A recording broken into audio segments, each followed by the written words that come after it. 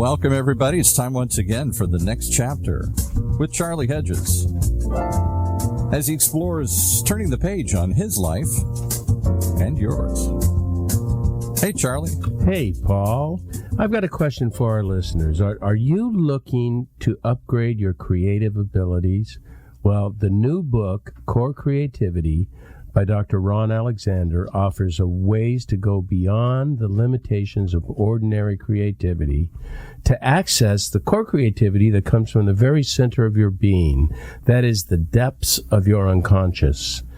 Dr. Ron Alexander has decades of experience working with core creatives, using mindfulness practices, meditation, and visualizations, habits and mindsets of the highly creative people. He has discovered that anyone can experience the flow of ideas as if it came from an infinitely abundant source.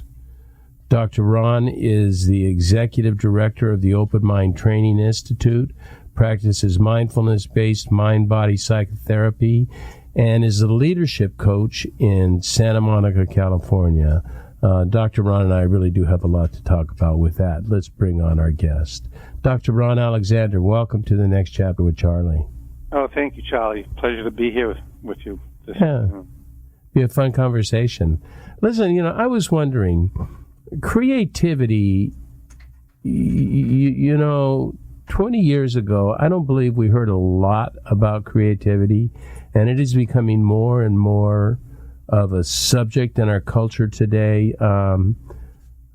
It's become an increasingly popular topic on podcast circuits, I find. Do you have any idea why do you think that is so?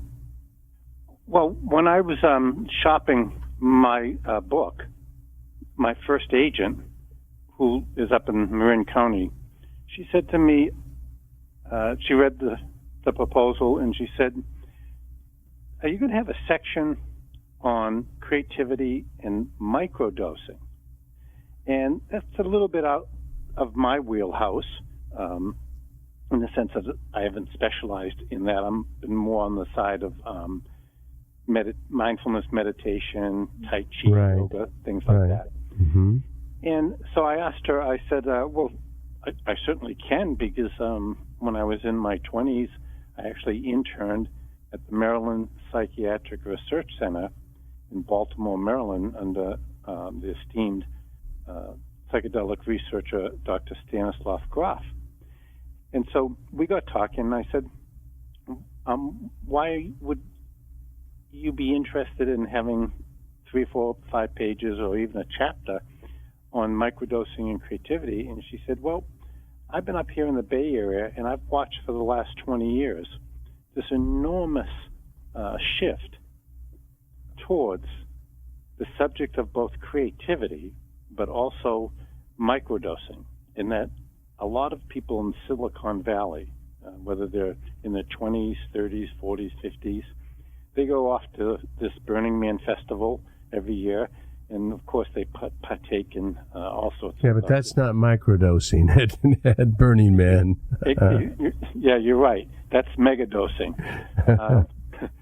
But she said that the valley has become on fire with an interest in creativity, and that almost everyone who approaches her with a book proposal, or in her case, she also gives talks, as I do, on the subject of creativity, and that young people and people of all ages throughout America and throughout the world, I teach in Europe, I teach in Asia, I teach in Australia, it's just a vast interest in how to feel and how to be more creative.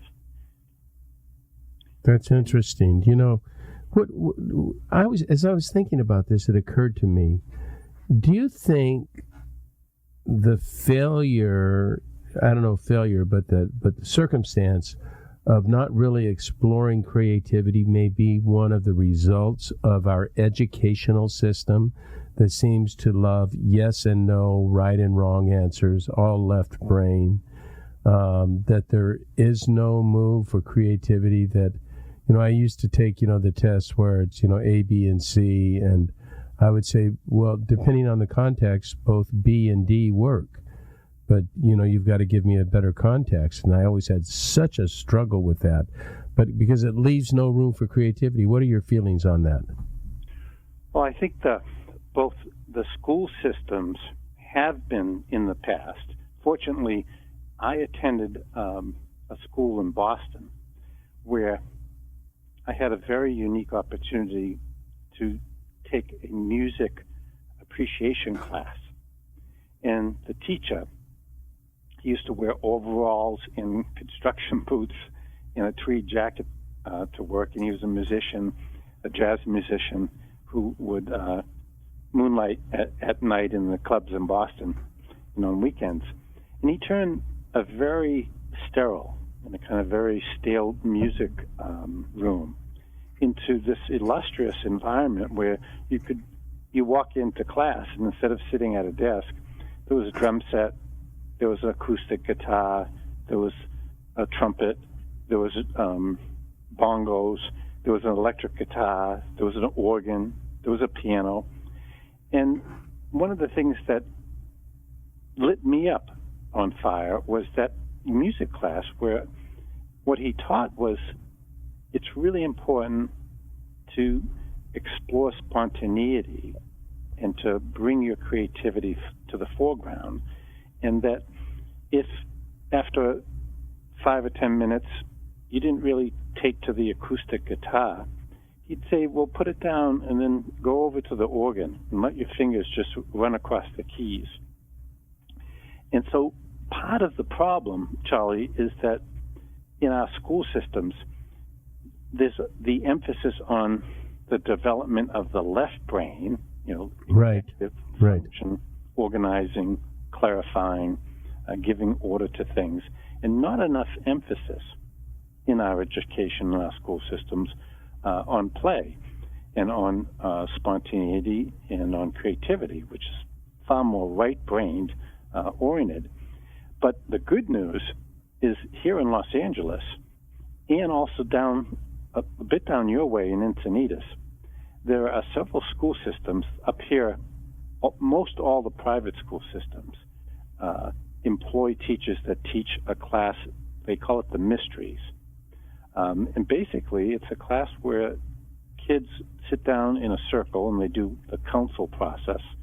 They pass a talking stick and they get to talk. And then 10, 15, 20 minutes of every class, they either start or they finish with some form of mindfulness meditation, or they do some yoga, or there's some instruction in transcendental meditation. And that's through LA Unified, and most of the private schools also emphasize this. And recently I was talking with one of my creativity clients that I'm coaching on Wall Street, and he's an associate of a fellow named Dan Loeb, and Dan Loeb's very into Ashtanga yoga, and his wife actually bought, I think, the franchise in America, the use of the name, and I believe he donated either $500,000 or $1 million to the Encinitas school system in North San Diego County so that the kids could study yoga and mindfulness. Well, that's so that was his approach for creativity, is yoga and mindfulness. Yes. Yeah, just as you are, and we'll talk about it in a bit, just as you are, in the Open Mind Training Center, Training Institute. Yes, and the other domain where children often lose their creativity, of course, is in the home. And so, for example, I was doing a house call, a family therapy house call, about 10 years back, and sometimes when I do that, I sit and I spend the entire day, shadow the family throughout their daily habits, or a half a day. And there was this 3-year-old child, their little son, and he was walking around talking on an imaginary cell phone. And the mother kept admonishing him to stop doing that and to stop acting as if he was talking to someone, that there was nobody there on the line. So when she went off into the kitchen, I picked up my imaginary cell phone, and his name was, well, let's just call him Benji for the moment. And we had this incredible conversation, imaginary cell phone to imaginary cell phone. Now, that's two examples. One, a very bad example of where a parent admonishes a child to actively being creative and imaginative. The right approach is the approach that I did, which is talk back and amplify and emphasize the child's creativity. Who knows? That little boy could become the next Steve Jobs or Bill Gates just by playing around his living room with an imaginary cell phone. Yeah, you talk about imagination. I as I was reading on you, and I would love to hear more about core creativity. It seems to be that imagining, visioning, and innovating are key variables in your process. And you know what I like about that, imagining, visioning, and innovating, that is not exclusive to artists in the fine arts, to musicians and writers and actors. It's imagining, visioning, and innovating. It's for everybody. That really kind of opens up the world to where those that think they are not creative are indeed have a creative aspect to them that's very important, and they don't realize it. Yeah, and that's part of why I wrote the book Core Creativity, which we originally wanted to call it Core Creativity for Everyone, but we settled on Core Creativity with its emphasis on that we are all capable of being really creative. Now, that doesn't mean that we're all going to be the next Mick Jagger or Eric Clapton or Paul McCartney. No, and that's a you know honestly, Dr. Ron, I struggle with that, with calling Paul McCartney and me equal creatives. There is Paul McCartney has something special. There is a giftedness to him. You know, Paul McCartney, I've read where he says, I wake up in the morning and I hear ditties, and I could write 10 ditties that would be bestsellers because I just hear them. He's got a special gifting, but that doesn't mean other people are not creative. They're just not creative like the people you just mentioned that have a special gift. That's right. And I think we can divide creativity into many different categories, but the way I chunk it down is just two simple forms, which is creativity in the ordinary sense of the term, as you just used some really useful terms, being able to imagine, being able to invent, being able to innovate. So that's something that I feel every human being on the planet is capable of doing that. Yeah. And then, otherwise we wouldn't have chairs. I mean, it's something as simple as chairs. That was a creative act. Right. And once I was in Australia, and I was in the part of Australia where the wood had dried up, and some of the Aborigines were looking around, scurrying around because the forest, because of the drought and the rain, had disappeared. And there was some wooden chairs, and these Aborigines came out of the wood and picked up the chairs. And I said to them, well, what are they going to do with them? And my friend said, we're probably going to use it for firewood. So that, see, there's innovation. Like an Aborigine looks at a wooden chair and sees firewood.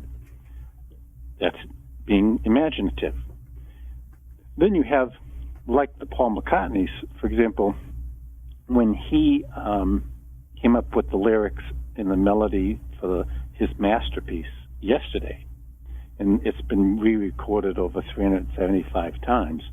What was amazing about that, and he's the first person to admit it, is he dreamt about it and got up in the middle of the night, spoke it into a tape recorder, went back to sleep, And upon awakening, he became horrified that, oh my God, I think I just experienced the download of a masterpiece, and I can't remember it, or something along that line. But then his girlfriend at the time reminded him that he had talked it into the tape recorder or written it down. And creatives who have extraordinary talent in the arts, in film and music that I've worked with, painters, and many of these are in the book, they all say the same thing, that it's a parallel track to ordinary individuals like you and me, is that they both have to work at perfecting and what I call the third stage of core creativity, manifesting, even with an extraordinary gift. I was once at a salon, and there was this very renowned, famous for singing, acting, writing, and directing. And so I had the opportunity to ask her, well, what do you think about your gift? Did it just sort of come easy? And we were in the food line, and she kind of spit some of her food out and started laughing. And she said, well, look, just between me and you, I know it's a mitzvah, that it's a blessing that comes from God. But then there's the other 250,000 hours that I've put into all those categories. Yeah. It's a partnership. Yes. And it works that way. I was thinking of who was I thinking of? I was thinking of someone, and now I've forgotten who I was thinking of in the realm of creativity. We'll just have to skip that. But as I was reading through your website, you didn't call them goals, but as I read through, there appeared to be, in your definition of core creativity, there appeared to be what sounded like 3 goals. Now, you may say these are not goals, but they kind of felt that way. 1 was true innovation, 2 was radical reinvention, and 3 was sustainable, gratifying changes to yourself or to your organization. Would you say those would be sort of goals of core creativity? Innovation, reinvention, and sustainable, gratifying changes? Yes, I would. And I would say that those are 3 aspirations in addition to goals, because when we use the term goal, we usually refer to that there's an end result. Right. I like that. That's really good. Yeah. And so you called them, what did you call them? Aspirations. Aspirations, yeah. Because that makes perfect sense. Yeah. See, you like that, Charlie, and that's good. When we aspire towards something, it necessitates that we link together aspiration with inspiration. And then, as I just mentioned, in the third part of that triangle is perspiration, meaning focus, hard work, perseverance. Yeah. In aspiration, how do you feel about what's commonly used in creativity about the muse? How do you feel? Where does she fit in your formula, or does she? She definitely fits, because the Greeks understood creativity metaphorically in terms of 9 manifestations of goddesses. Right. Yeah. And so really the muse is 9 goddesses symbolic. Right.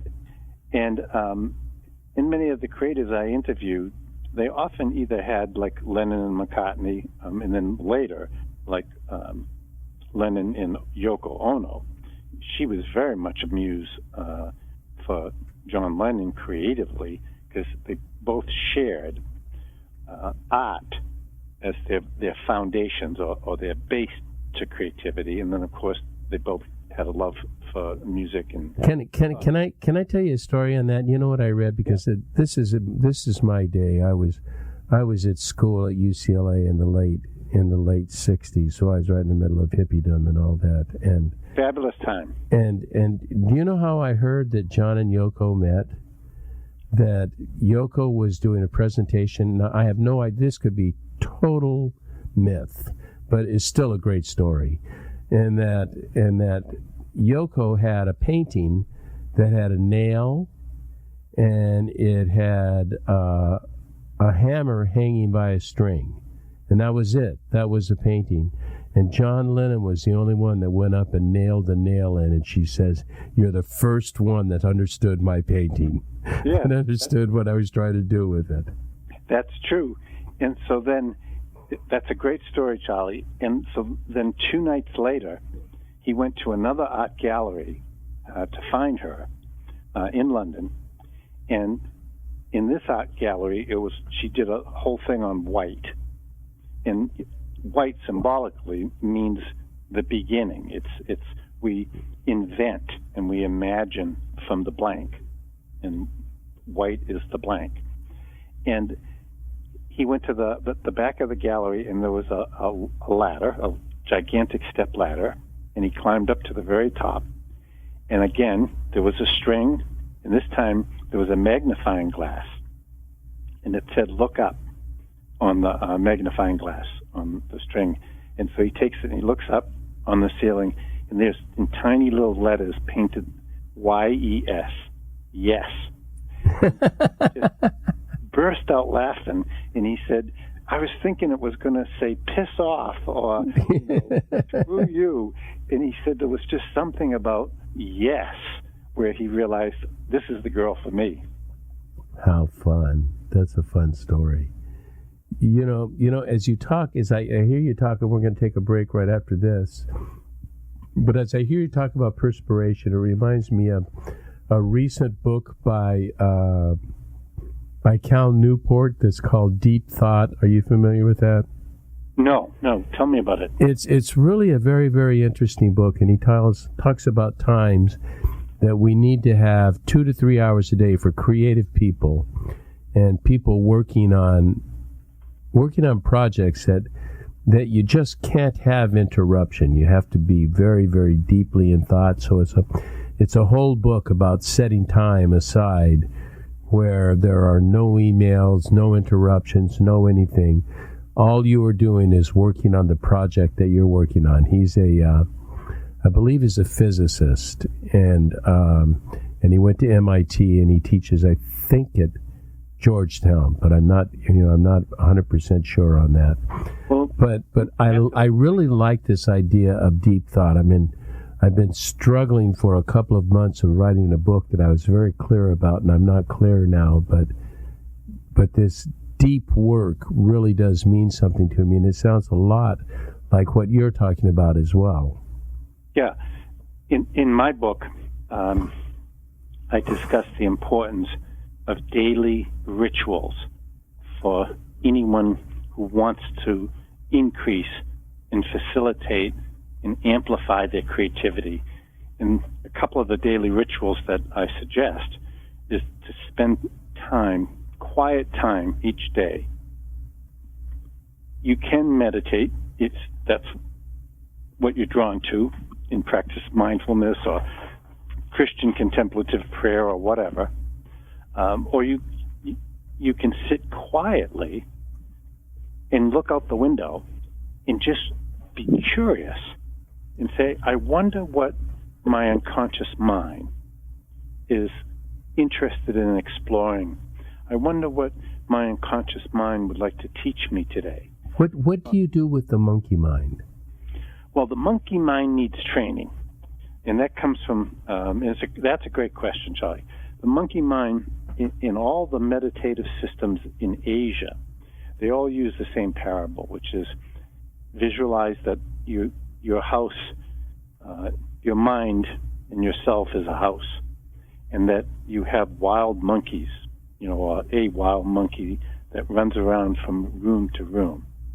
And if you've ever traveled to Asia, as I have many, many times. And the monkey just tears up your room. Exactly. And the monkey will wreak havoc. It will take all your food. It will tear apart your car.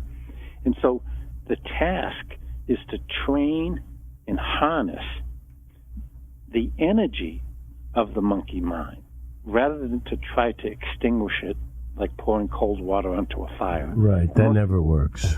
No, never works, and most people, unfortunately, think that meditation or contemplation or even sitting quietly is about trying to extinguish thought, which you can't do.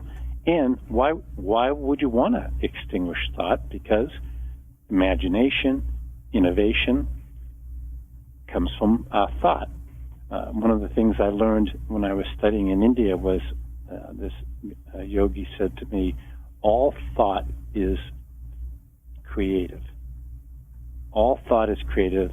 Set your mind on what you want, and then it will manifest. Set your mind on what you want, and it will manifest.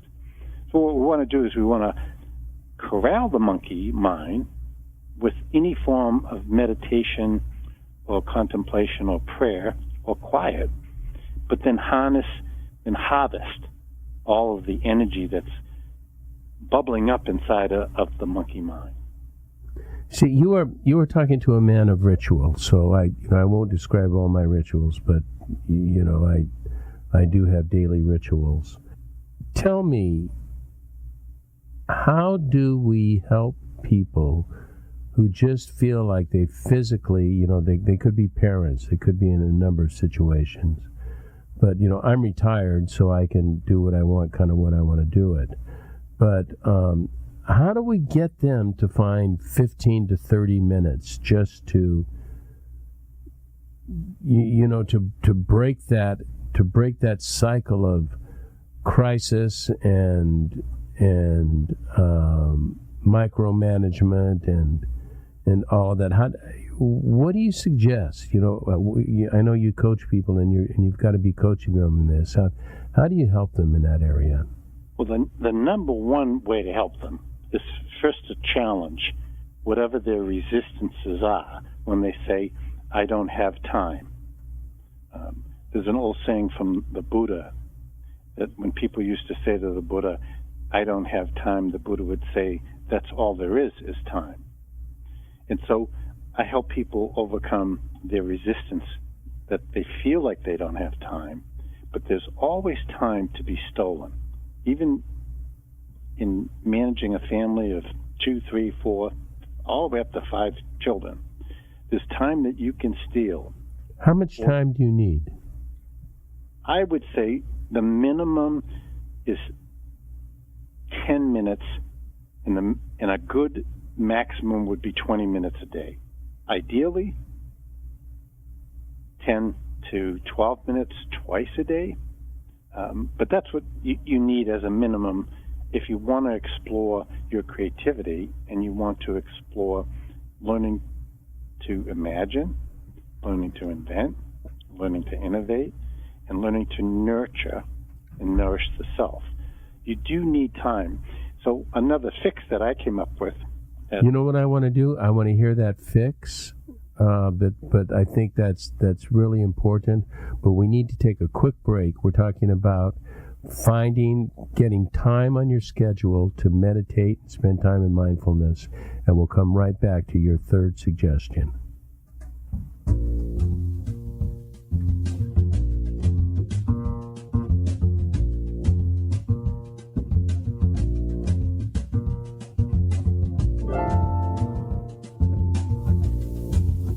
Hi there, you're listening to Charlie Hedges in the Next Chapter with Charlie, and I am very pleased to have a very special guest, Dr.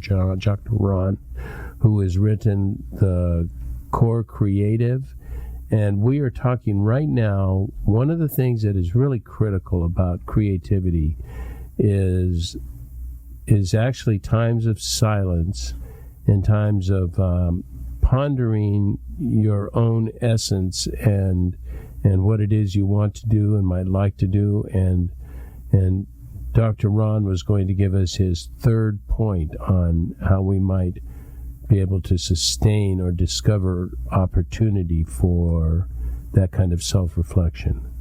So the third fix is a time management fix. And at first, most people are very resistant to this. And it can be done in the evening or it can be done in the morning, which is go to bed 15 to 20 minutes early, do some mindfulness meditation, or sit quietly, or pull out your smartphone and listen to a meditation app.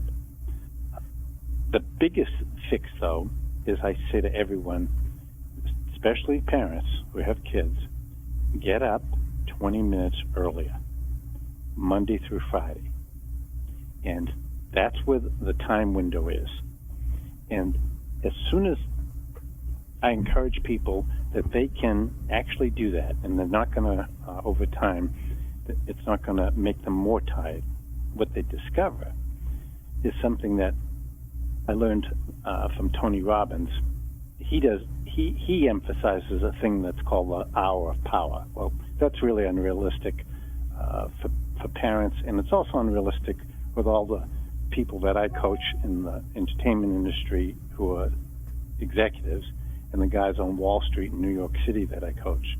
But if I say to them, use 20 minutes, 10 minutes of that is going to be for quiet meditation. 5 minutes of that is going to be just spontaneous writing in what I call in my first book. You write each morning the mindfulness journal. And then the last 5 minutes is just sitting quietly and receiving the download of whatever it is. And that's where people start to feel inspired. Because at first, everyone thinks, well, I don't have anything to feel inspired about, or I don't feel creative. But if you sit and do the segments as I just laid them out, over time, you will not only have aspirations that you can work towards accomplishing, but you'll feel more passionate and you'll feel more inspiration. In the last 5 minutes, I tell everyone, read something that inspires you, and read something that's outside of your own bailiwick, like something that you wouldn't ordinarily read to be inspired by. It's very, very important. And almost all of the human potential coaches that I studied with all said that taking time to read daily pays off tenfold. Yeah, and you don't have to read pages and pages and pages. I practice a long-standing Christian practice called Lectio Divina. Are you familiar with that? I'm not, but I am familiar with the Christian practice of.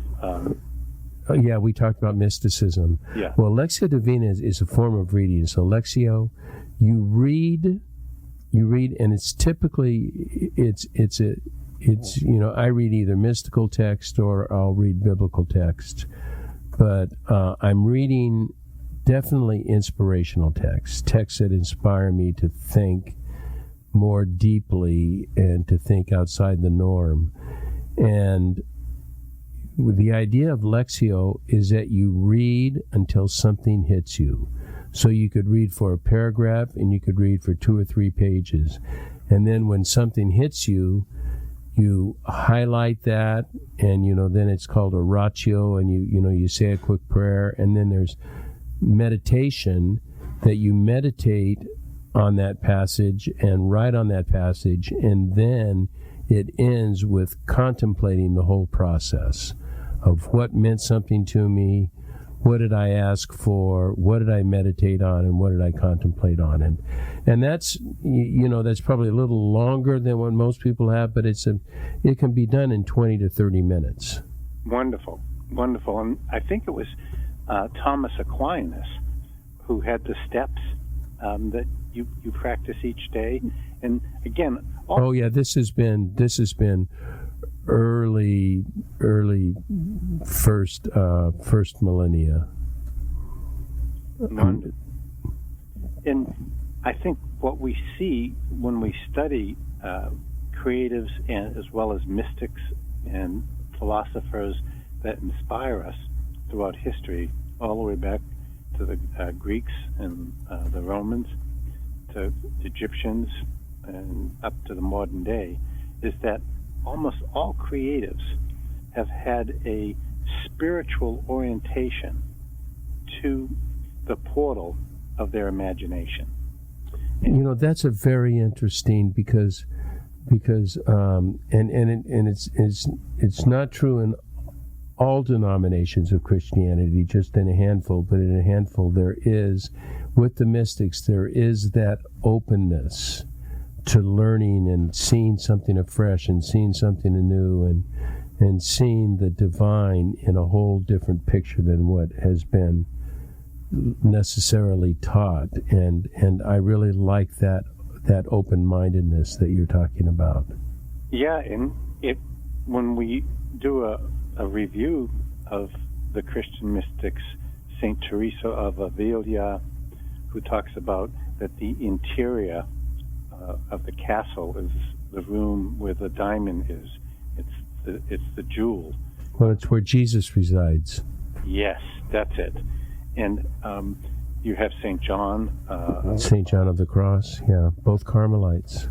I'm reading on them both again for the fourth time right now.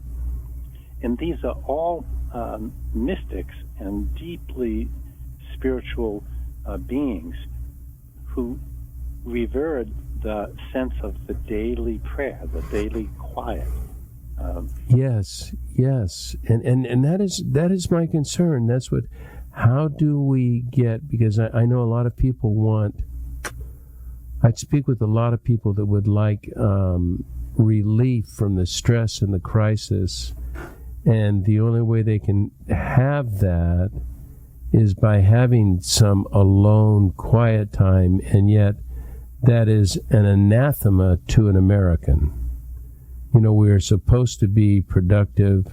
I know when I retired, there was two things that I struggled with, and one was uselessness and boredom. And, that just talks about our whole American mindset of not necessarily dwelling on the potential creative aspects within us. Yes, and mystics and people that practice spiritual forms of meditation, contemplation, prayer, all give reference to there's a great deal of gold to be mined for in boredom, in restlessness. There's really good energy. Do you know how hard that is? Well, it's hard, but like I said, just as it's hard to get up 20 minutes early in the cold of winter when, Yeah. You want to have your warm feet, maybe touching somebody else's warm feet, or the heat hasn't come on just yet. But once you do it, it's just so invigorating. Yeah, once you make it a habit, it's just not a big deal. That's right, and the distraction falls away. And as you said, which is a really good point, Charlie, Americans, we are filled with distraction. I mean, you have the news 24 hours a day on 500 channels. You have smartphones, iPads, tablets, computers, social media. And so there's a never-ending way to create avoidance from solitude, quiet, contemplative reflection. But that's where invention comes from. And that's where, if you want to reinvent how you live, if you want to reinvent the way that you work, or reinvent the way you communicate to people, it comes from being able to sit quietly and just wait for the downloads to emerge. And I talk about in the book 3 different modes of downloads. There's download from what we call the collective unconscious, and that's where Paul McCartney got his Yesterday from, and Beethoven and Mozart. They said that they would hear it from the divine other. Then there's the upload, which comes from like the earth, when we take a walk or we spend time in nature, go off to a beach for 2 or 3 hours or in a park. Then we start to feel like almost like something's coming from the earth. It's coming up through us. Right. And then the third portal is what I call the inload, and that's what comes from the heart, center of your intuition and your feelings and your sensations, the sense of the gut instinct, and things that come from the body. And so those are three pathways to start spending time exploring. I love that. I think if we were to apply those, it would be helpful for us all. I think you and I talked about Blaise Pascal's statement that the problem with every human being is the inability to sit in a room by himself for any length of time. Uh-huh. Yeah. This is. Go ahead, and then we'll close with this. Sure. And lastly, then, is take a risk. Like, don't stay in your lane. And I give you the example, like break the rules. Steve Jobs used to fly to Kyoto with his family on his jet.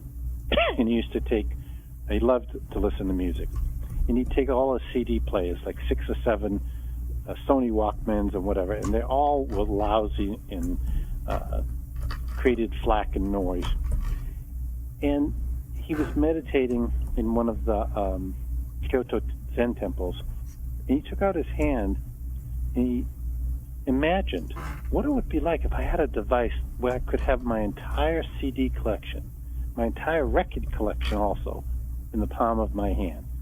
And then shortly after that, he meets up with Johnny Ive, and they create the first iPod.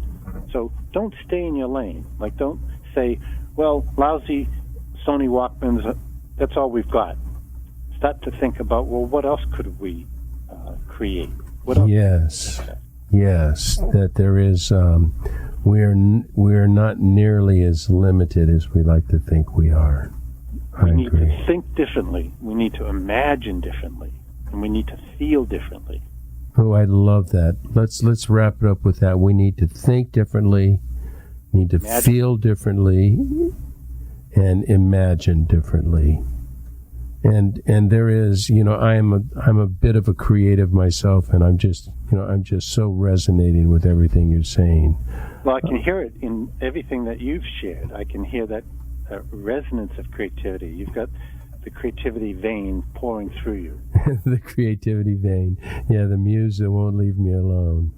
All of your listeners, I just hope that they'll walk away from listening to this and say, well, what's my creativity vein? Yes. Great suggestion. Dr. Ron Alexander, thank you so much for being on the show. You've been terrific. Tell me, I'm going to put in the show notes how to get a hold of your book, Core Creativity. What is the website you would like people to go to? CoreCreativity.com and or RonaldAlexander.com. I think I can use CoreCreativity.com as a great one. That would be perfect. Well, thank you so much. I appreciate you and your book and all that you're thinking, and thank you for all the people you are serving. Well, thank you too, Charlie. I really enjoyed the rapport and the repartee between the two of us. Thank you. Likewise. Well, that's all for today, everybody. This is Charlie Hedges signing off. Bye for now.